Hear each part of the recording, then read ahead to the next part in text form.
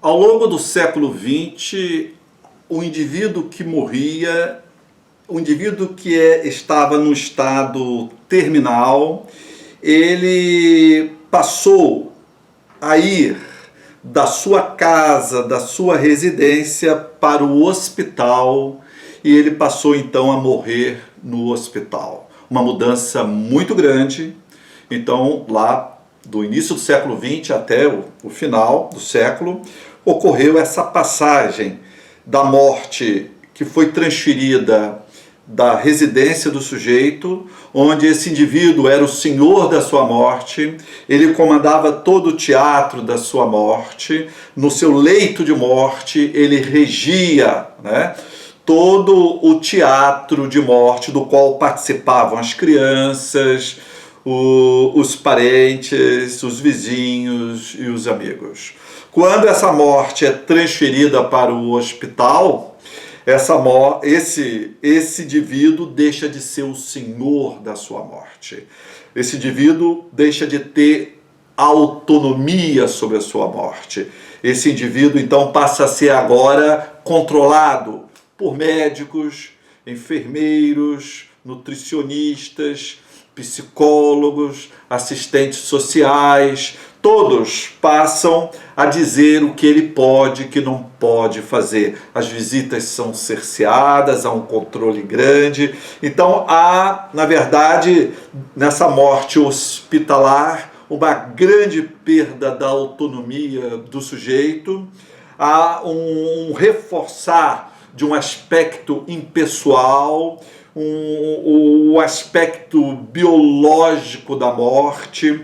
É uma morte mais mecanizada, na qual o indivíduo está envolvido por um monte de aparelhos. Portanto, foi uma mudança muito grande, essa mudança da morte que ocorria inicialmente no ambiente da residência, da casa do sujeito, e vai para o hospital. Então, no decorrer do próprio século XX, à medida que vai ocorrendo essa morte, vai ocorrendo também um descontentamento muito grande com essa morte no hospital, que é vista como uma morte impessoal, numa morte sem autonomia, numa morte feia, numa morte sofredora. Então, vão se criar os centros de cuidados paliativos. Esses centros de cuidados paliativos, como o nome está dizendo, se destinaria não a curar os indivíduos, mas tornar esses últimos momentos do indivíduo menos sofredor. Não haveria um compromisso desses centros de cuidados paliativos com a cura, com a duração da vida, mas com a qualidade da vida, em diminuir o sofrimento daquele que vai morrer. Os primeiros centros de cuidados paliativos vão surgir no final da década de 60, lá na Inglaterra, os hóspices, as hospedarias. Os doentes deixam de ser doentes e se transformam em hóspedes. Na década seguinte, vão surgir na América do Norte, para chegar no Brasil na década de 90, na década de 80, Década de 60 Inglaterra, década de 70 Estados Unidos, década de 80 no Brasil. Na década de 90, o Conselho Federal de Medicina vai criar a especialidade de cuidados paliativos. E desde então esses centros vêm ganhando cada vez mais importância na relação do indivíduo com a morte. Acontece que toda vez que você se relaciona de maneira diferente com a morte, você também está se relacionando de maneira diferente com a vida. Olhando à primeira vista, o Centro de Cuidados Paliativos trata-se de algo fantástico, de algo muito bom, de algo muito interessante, de algo realmente muito necessário. E, obviamente, muito disso realmente é verdade. Mas se nós lançarmos um olhar mais acurado, um olhar mais detalhista, um olhar mais profundo sobre a estrutura dos cuidados paliativos, nós veremos algumas nuances, nós veremos algumas práticas que não estão tão visíveis assim, O Centro de Cuidados Paliativos, os hóspices, eles vão surgir no final da década de 60. A década de 60 foi a década da explosão do movimento Nova Era, do movimento New Age, né? O movimento Nova Era foi um movimento que causou um grande rebuliço com implicações até os dias de hoje. O movimento Nova Era, fortemente influenciado pelo orientalismo e, portanto, para os ocidentais, de uma nova religiosidade, para os ocidentais, uma nova religiosidade. O movimento Nova Era um movimento que valorizava o eu, o movimento que valorizava o individualismo, um movimento que valorizava aquele indivíduo que buscava a perfeição do seu self, a perfeição do seu eu mais profundo, o encontro cósmico com o seu eu, seja lá o que isso queira dizer. O movimento Nova Era sacralizava a natureza, não é? No rastro do movimento ecológico, que o movimento ecológico vem no rastro do movimento Nova Era também, não é? Então o movimento Nova Era vai valorizar, vai sacralizar a natureza. O movimento Nova Era acredita fortemente na existência da alma, na imortalidade do espírito, que a vida é um dom de criação divina, né? Tudo isso vai ter um impacto muito poderoso nos centros de cuidados paliativos, na própria estrutura física, na estrutura espacial desses centros, dos centros de cuidados paliativos. Nesses centros nós vamos encontrar fotos enormes, né, de planícies verdejantes, né, a presença de animais, pequenos animais, cães, gatos, os sons que a gente escuta de vento, de fontes que às vezes até existem ali no próprio centro, né? Essas fontes artificiais, o som de cascatas, de riachos, né? Tudo isso mostrando essa sacralização da natureza, né? A presença da natureza, como se o homem tivesse que voltar para a natureza, numa harmonia com a natureza. O movimento Nova Era vai mais além das suas influências nos cuidados paliativos. Ela vai dizer para o indivíduo que o indivíduo tem que fazer uma contabilidade existencial, principalmente no campo dos afetos.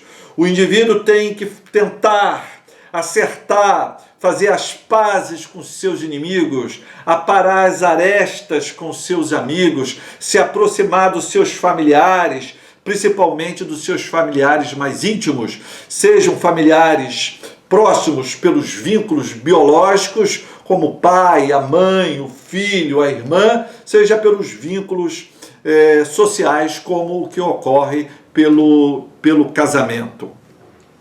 A influência do movimento Nova Era, portanto, vai ocorrer de forma contundente nos cuidados paliativos. O indivíduo ele é estimulado a praticar meditação, ele é estimulado a praticar visualizações. Então ele começa a visualizar uma luz profunda, um túnel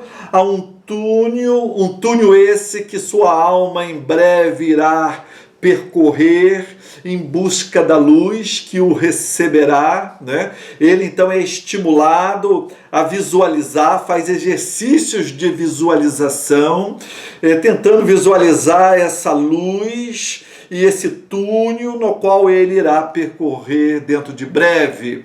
Ele é estimulado a praticar exercícios respiratórios. Os exercícios respiratórios são muito recomendados por muitas seitas, por muitas religiões. O indivíduo, quando inspira e expira rapidamente, ele modifica a concentração de oxigênio e gás carbônico no seu sangue. Com isso, ele vai modificar a oxigenação do seu cérebro, desencadeando uma série de sensações, uma série de subjetividades que são manipuladas pelo ambiente social, cultural, no qual ele está imerso.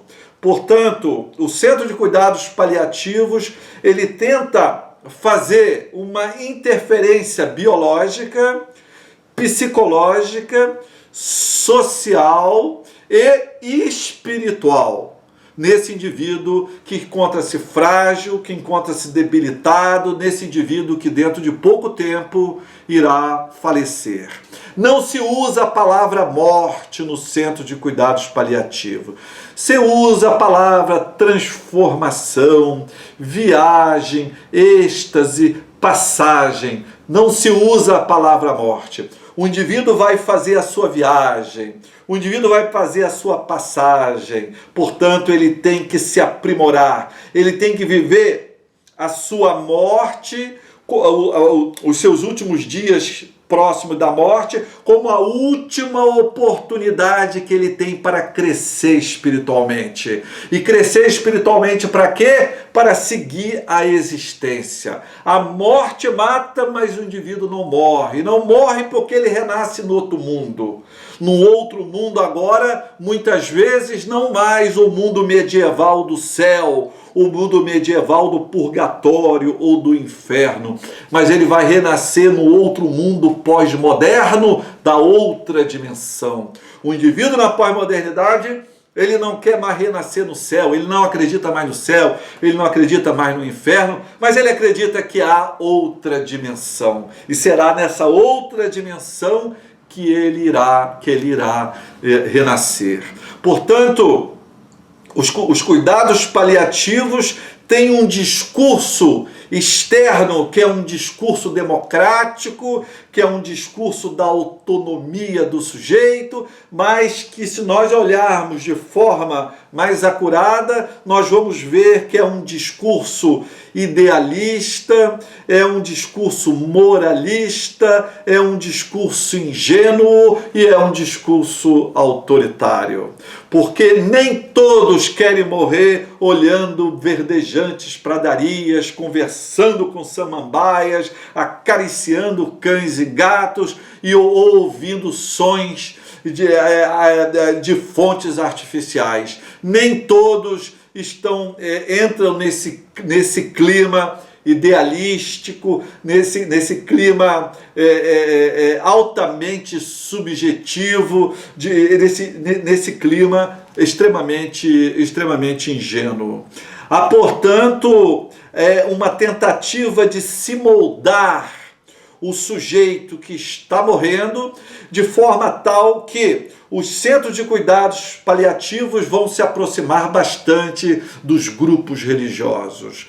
É óbvio que o centro de cuidados paliativos fará muitas pessoas se sentirem bem, como muitos grupos religiosos também fazem essas pessoas se sentirem muito bem, né?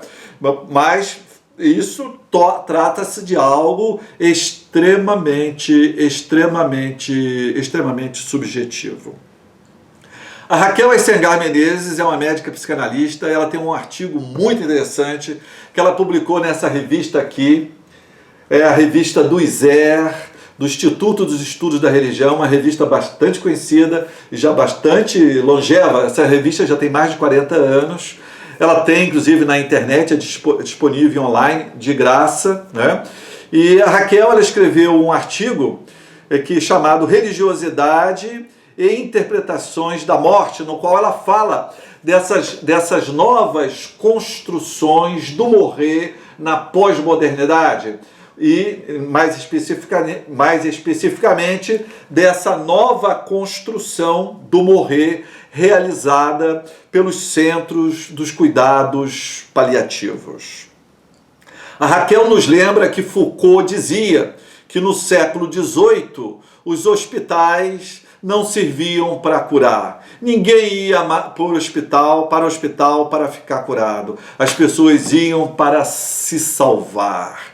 Então o hospital não estava comprometido com a cura, mas com a salvação. Os hospitais eram administrados pelos religiosos. Então as pessoas que estavam doentes iam morrer e iam para o hospital para que ali então pudessem